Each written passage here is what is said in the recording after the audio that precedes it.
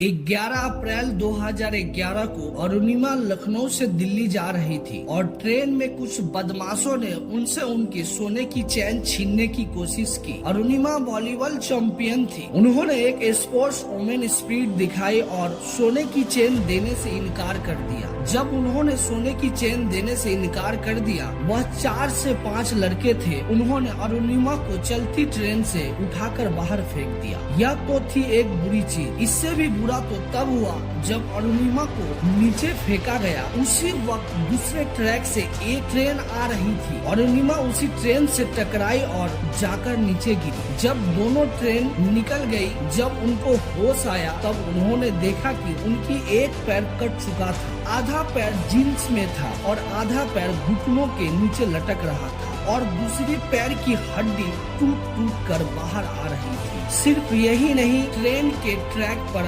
आपने छोटे छोटे चूहे देखे होंगे। उन चूहों ने आकर उस घाव पर उनके पैर को कुतर रहे थे। और अरुणिमा यह सारे दृश्य अपने आँखों से साफ साफ देख रही थी, लेकिन कर कुछ नहीं पा रही थी क्योंकि उनकी बॉडी में जरा भी मूवमेंट नहीं था। पूरी रात उन्होंने मदद मांगी, लेकिन कोई नहीं आया उनको बचाने के लिए। जब सुबह हुआ तो कुछ लोगों ने देखा तो उन्हें हॉस्पिटल पहुंचाया। हॉस्पिटल के बेड पर सब लोगों ने, यहाँ तक कि एम्स के डॉक्टरों ने तक यह कह दिया था कि प्रोस्थेटिक लेग से चलना सीखने में लोगों को 3 से 4 साल लग जाते हैं। कुछ दिनों तक उनकी हॉस्पिटल में इलाज चली और जब उनकी हॉस्पिटल से छुट्टी हुई, वह घर गई। तो घर जाने के बाद ऐसे सिचुएशन में लोग यह सोचते हैं कि आगे की जिंदगी का गुजारा कैसे होगा। और अरुणिमा की मन में सिर्फ 2 चीज थी। एक तो यह कि इन सब को मुझे गलत साबित करना है, और दूसरी यह कि अपनी सबसे बड़ी कमजोरी को सबसे बड़ी ताकत बनाकर दुनिया के सबसे ऊंची चोटी माउंट एवरेस्ट को फतेह करना है। मैडम बचेंद्री पाल, जिन्होंने 1994 में एवरेस्ट सबमिट किया था, जब अरुणिमा ने उनको बताया कि मुझे माउंट एवरेस्ट सबमिट करना है, तो मैडम बचेंद्री पाल की आंखों से आंसू आ गई। उन्होंने कहा कि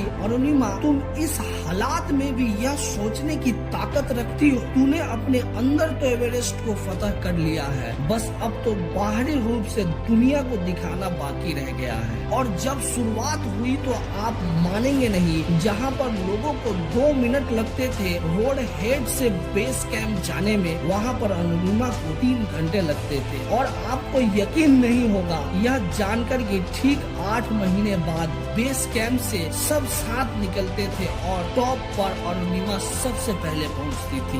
बाकी के सबका पैर सही सलामत थे, लेकिन अरुणिमा का नहीं। फिर भी अरुणिमा सबसे पहले पहुंचती थी। 11 अप्रैल 2011 को चलती ट्रेन से बाहर फेंक दिया गया और एम्स के डॉक्टर का कहना था कि एक प्रोस्थेटिक लेग से चलना सीखने में लोगों को 3 से 4 साल लग जाते हैं। 21 मई 2013 को वह दुनिया के सबसे ऊंची चोटी पर थी। आखिरकार कैसे? आप लोगों को लगता है कि अरुणिमा ने इस गोल को अपने पैरों से क्लाइम किया, लेकिन अरुणिमा का यह कहना है कि उन्होंने इस गेम को अपने पैरों से क्लाइम नहीं किया। उन्होंने अपने इस गोल को, अपने मिशन को अपने पूरे दिल और दिमाग से क्लाइम किया।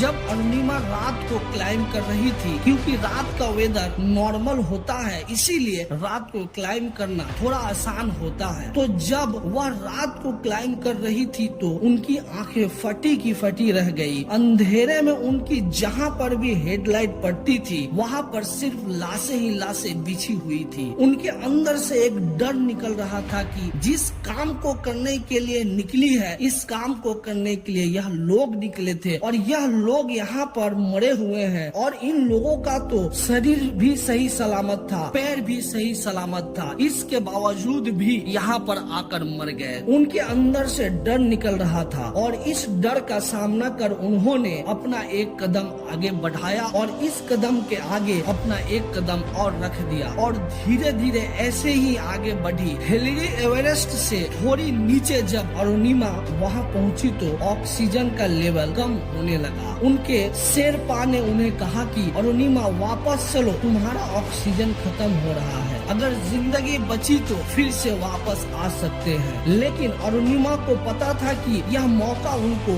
बहुत ही मुश्किल से मिला है और शायद इसके आगे उनको कोई मौका नहीं मिल पाए, और वह इस गोल्डन चांस को कभी भी खोना नहीं चाहती थी। उन्होंने शेरपा की बात नहीं मानी और आगे बढ़ी। उनका मानना था कि यहाँ तक आ गई हूँ रुकने के लिए नहीं या वापस जाने के लिए नहीं, यहाँ तक आई हूँ और भी आगे जाने के लिए। और ठीक 1.5 घंटे बाद वह दुनिया की सबसे ऊंची चोटी माउंट एवरेस्ट पे थी। इतिहास रच दिया उस लड़की ने जिसे एम्स के डॉक्टरों ने तक कहा था कि 3 से 4 साल लग जाते हैं एक प्रोस्थेटिक लेग से चलना सीखने में, और चलना फिरना छोड़ो वह 2 साल में माउंट एवरेस्ट को फतह भी किया। अरुणिमा मैडम का मानना है एक बार आप किसी काम को करने के लिए ठान ली और उस काम को करने के लिए आप अपनी जान लगाने के लिए तैयार है तो दुनिया की कोई भी ताकत आपको हरा नहीं सकती। अरुणिमा मैडम की 4 फेमस लाइन आप लोगों को सुनाता हूँ। अभी तो इस बाज की असली उड़ान बाकी है, अभी तो इस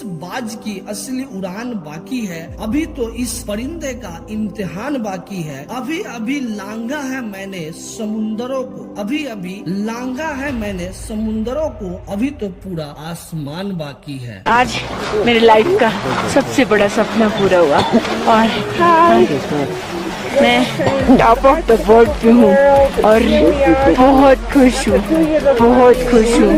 और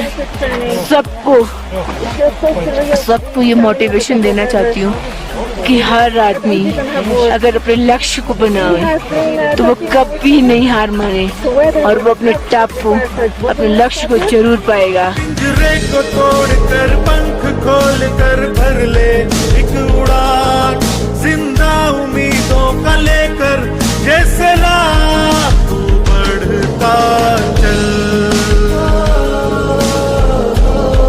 तू बढ़ता चल, तू बढ़ता चल, तू बढ़ता चल।